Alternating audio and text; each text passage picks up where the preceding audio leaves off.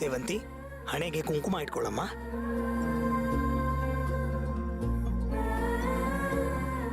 ತಗೊಳಪ್ಪ.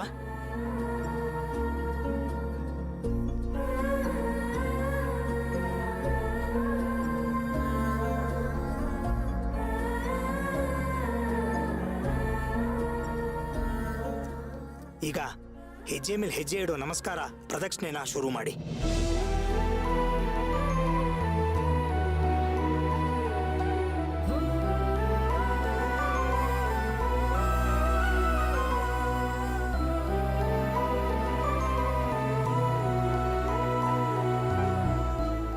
ಅಮ್ಮ, ನೀವು ಅಂದುಕೊಂಡಿದ್ದ ಕೆಲಸನ ಹಠಕ್ ಬಿದ್ದು ಹೇಗೋ ಪೂರೈಸ್ಕೊಂಡ್ಬಿಟ್ರಲ್ಲ. ಇವತ್ತವರಿಬ್ರು ಜೀವನದಲ್ಲಿ ಒಂದೊಳ್ಳೆ ಪಾಠ ಕಲಿತಾರೆ. ಆಡ್ಸೋನು ಕುಣಿಸೋನು ಎಲ್ಲ ಈ ಭಗವಂತ, ಎಲ್ಲ ಇವನ್ ಲೀಲೆ. ನಿಜ ತಾಯಿ.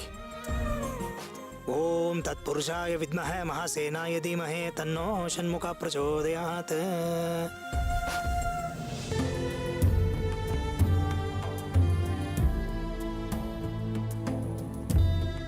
ವ್ಯಾಲೆಂಟೈನ್ಸ್ ಡೇ ದಿನ ನೀನು ಬಂಗಾರ ಜಿಂಕೆ ಎಲ್ಲ ಬೇಕು ಅಂತ ಕೇಳ್ಬೇಡ. ನನ್ನ ಕೈಲಾಗಲ್ಲಮ್ಮ, ನಾನೊಬ್ಬ ಸಾಮಾನ್ಯ ಮನುಷ್ಯ. ಇಷ್ಟಪಡೋ ಎರಡು ಹೃದಯಗಳ ಮಧ್ಯೆ ಎಲ್ಲಾನು ಇಷ್ಟ ಆಗತ್ತೆ.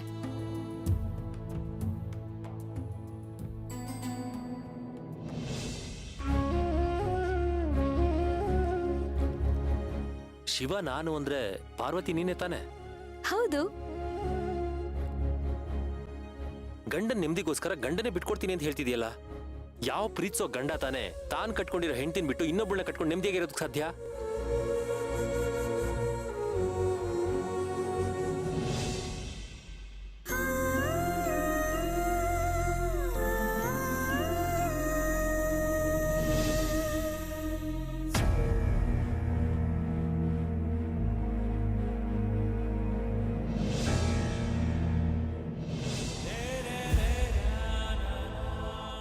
ದೇವ್ರೆ, ನಾನಿಡೋ ಪ್ರತಿ ಹೆಜ್ಜೆಯಲ್ಲೂ ನಾನು ನನ್ನ ಗಂಡನ ಸುಖವಾಗಿಟ್ಟಿರೋ ಅಂತ ಬೇಡ್ಕೋತೀನಿ.